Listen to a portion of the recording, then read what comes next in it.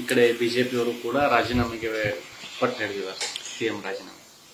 ರಾಜ್ಯಪಾಲರು ಅಸಂವಿಧಾನಿಕವಾಗಿರ್ತಕ್ಕಂಥ ಅವೈಜ್ಞಾನಿಕವಾಗಿರ್ತಕ್ಕಂಥ ಕೇಂದ್ರ ಸರ್ಕಾರ ಕಳಿಸಿರ್ತಕ್ಕಂಥ ಸ್ಟ್ಯಾಂಡರ್ಡ್ ಆಪರೇಟಿಂಗ್ ಪ್ರೊಸೀಜರ್ಸನ್ನು ಗಾಳಿಗೆ ತೂರಿ ಸಿದ್ದರಾಮಯ್ಯನವರು ಮಾನ್ಯ ಮುಖ್ಯಮಂತ್ರಿಗಳು ಅವರ ವಿರುದ್ಧ ಇವತ್ತು ಎನ್ಕ್ವೈರಿ ಮಾಡೋದಕ್ಕೆ 218 ಪ್ರಕಾರ ಪ್ರಾಸಿಕ್ಯೂಷನ್ ಮಾಡೋದಕ್ಕೆ ಪರವಾನಗಿಯನ್ನು ಕೊಟ್ಟಿದ್ದಾರೆ. ಈ ಒಂದು ಅಸಂವಿಧಾನಿಕವಾಗಿರ್ತಕ್ಕಂಥ ರಾಜಕೀಯ ಪ್ರೇರಿತವಾಗಿರ್ತಕ್ಕಂಥ ರಾಜ್ಯಪಾಲರ ಅನ್ಯಾಯದ ಈ ಕ್ರಮದ ವಿರುದ್ಧ ನಮ್ಮ ಪಕ್ಷ ಇವತ್ತು ರಾಜ್ಯಾದ್ಯಂತ ಪ್ರತಿಭಟನೆ ಮಾಡ್ತಾ ಇದೆ. ರಾಜ್ಯಪಾಲರು ರಾಜಭವನವನ್ನು ರಾಜಕೀಕರಣಕ್ಕೆ ಉಪಯೋಗ ಮಾಡಬಾರ್ದು. ನೋಡ್ತಾ ಇದ್ದೀವಿ ನಾವು, ಕೇಂದ್ರ ಸರ್ಕಾರದ ಸಚಿವರುಗಳು 10 ದಿವಸ ತಡೀರಿ, ಸರ್ಕಾರ ಉಳಿಯೋದಿಲ್ಲ. ಯಾರ್ಯಾರು ಹೇಳಿದರು? ಕುಮಾರಸ್ವಾಮಿಯವರು, ಪ್ರಹ್ಲಾದ್ ಜೋಶಿಯವರು, ಶೋಭಾ ಕರಂದ್ಲಾಜೆ ಅವರು. ನಾನು ಇಷ್ಟೇ ಕೇಳ್ತೀನಿ, ಕೇಂದ್ರದ ಸರ್ಕಾರದ ಮಂತ್ರಿಗಳೇನು ಭವಿಷ್ಯ ಹೇಳ್ತಾರೆ? ಕೇಂದ್ರ ಸರ್ಕಾರದ ಸಚಿವರು ರಾಜ್ಯಪಾಲರ ಮೇಲೆ ಯಾವ ರೀತಿ ಒತ್ತಡ ತರ್ತಾರೆ ಅನ್ನೋದು ಜನರಿಗೆ ಗೊತ್ತಾಗೋದಿಲ್ವಾ? ನಾನು ಈ ಸಂದರ್ಭದಲ್ಲಿ ರಾಜ್ಯಪಾಲರಿಗೆ ಇಷ್ಟು ಹೇಳೋದಕ್ಕೆ ಬಯಸ್ತೇನೆ. ಕರ್ನಾಟಕದ ಜನ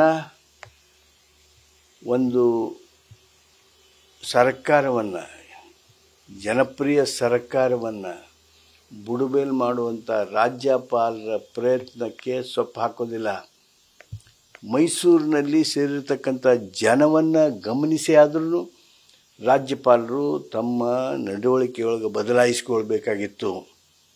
26ನೇ ತಾರೀಕಿಗೆ ಕಂಪ್ಲೇಂಟ್ ಕೊಡ್ತಾನೆ, 26ನೇ ತಾರೀಕು ನಮ್ಮ ಉತ್ತರನೂ ಹೋಗಿರ್ತದೆ ಚೀಫ್ ಸೆಕ್ರೆಟರಿಯಿಂದ. ಅವತ್ತು ರಾತ್ರಿ ತರಾತುರಿಯೊಳಗೆ, ಅದೇನು ಅವಸರ ಗೊತ್ತಿಲ್ಲ ರಾಜ್ಯಪಾಲರಿಗೆ, ತರಾತುರಿಯೊಳಗೆ ಶೋಕಾಸ್ ನೋಟಿಸ್ ಕೊಡ್ತಾರೆ. ಯಾಕೆ? ಕುಮಾರಸ್ವಾಮಿಯವ್ರ ಮೇಲೆ ವರ್ಷಗಟ್ಟಲೆ ಕುಳಿತ ಬಿದ್ದಿರ್ತಕ್ಕಂಥ ಕಡತ ನಿಮಗೆ ಕಾಣಲಿಲ್ವಾ? ಜೊಲ್ಲೆ ಅವ್ರ ಮೇಲೆ, ಶ್ರೀಮತಿ ಜೊಲ್ಲೆ ಅವ್ರ ಮೇಲೆ ಏನು ಪ್ರಕರಣ ದಾಖಲಾಗಿ ಪರವಾನಗಿ ಕೇಳ್ತಾ ಇದ್ದಾರೆ, ಅದು ನಿಮ್ಮ ಗಮನಕ್ಕೆ ಬರಲೇ ಇಲ್ವಾ? ಹಂಗಿದ್ರೆ ಸಿದ್ದರಾಮಯ್ಯನವ್ರನ್ನ ಯಾಕೆ ಟಾರ್ಗೆಟ್? ಅಷ್ಟೇ ಯಾಕೆ, ಇವತ್ತು ನಿರಾಣಿಯವ್ರ ಮೇಲಿದ್ದಂಥ ಪ್ರಕರಣ ಅದು ನಿಮ್ಮ ಕಣ್ಣು ಕಾಣಲೇ ಇಲ್ವಾ ರಾಜ್ಯಪಾಲರೇ? ಸಿದ್ದರಾಮಯ್ಯನವ್ರ ಮೇಲೆ ಇವತ್ತು ಟಾರ್ಗೆಟ್ ಮಾಡ್ತಾ ಇದ್ದಾರೆ, ಅವ್ರನ್ನ ಗುರಿ ಮಾಡ್ತಾ ಇದ್ದಾರೆ. ಬಡವರ ಬಗೆಗೆ 5 ಗ್ಯಾರಂಟಿಗಳ ಮೂಲಕ ರಾಜ್ಯದಲ್ಲಿ ಕ್ರಾಂತಿಕಾರಕ ಬದಲಾವಣೆಗೆ ನಾವು ಹೆಜ್ಜೆ ಇಡ್ತಾ ಇದ್ದೀವಿ.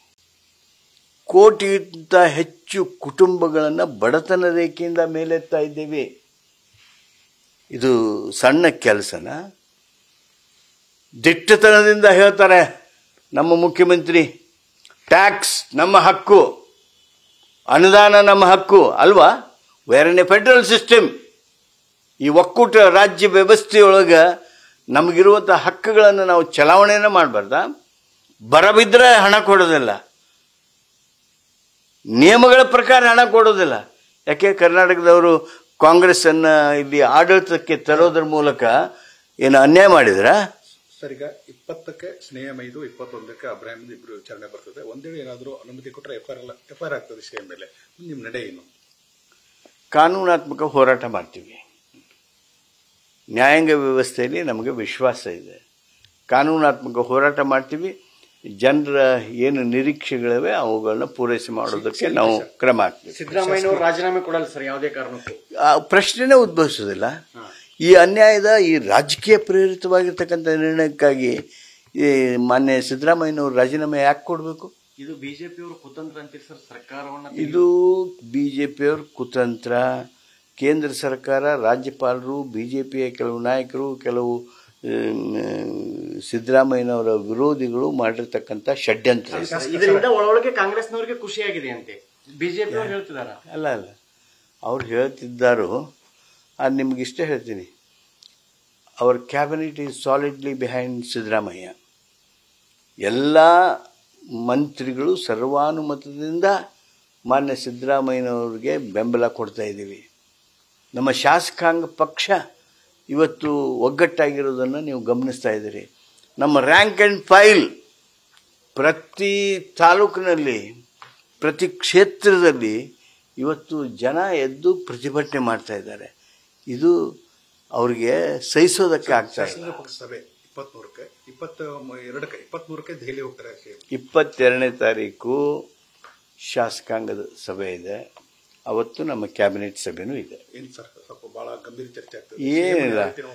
ಏನಿಲ್ಲ, ಸಿದ್ದರಾಮಯ್ಯನವ್ರಿಗೆ ನಾವು ಗಟ್ಟಿಯಾಗಿ ನಿಮ್ಮ ಹಿಂದೆ ಇದ್ದೇವೆ. ನ್ಯಾಯಯುತವಾಗಿರ್ತಕ್ಕಂಥ ಹೋರಾಟ ಮಾಡಿ, ಕಾನೂನನ್ನ ಸಮರ ಮಾಡಿ, ಸಂಘರ್ಷಕ್ಕೆ ನಾವು ಸಿದ್ಧ. ಈ ಅನ್ಯಾಯವನ್ನು ಬಡಿಬೇಕು ಅನ್ನುವಂಥ ನಿರ್ಣಯ ಮಾಡ್ತೀವಿ. ಕುಮಾರಸ್ವಾಮಿ ಹೇಳ್ತಾರೆ ನಾನು ಬ್ಲಾಕ್ ಮೇಲ್ ಮಾಡ್ತಾ ಇದ್ದಾರೆ ಕಾಂಗ್ರೆಸ್ ಸರ್ಕಾರ. ಎದಕ್ಕೆ ಬ್ಲ್ಯಾಕ್ ಮೇಲ್ ಮಾಡಬೇಕು?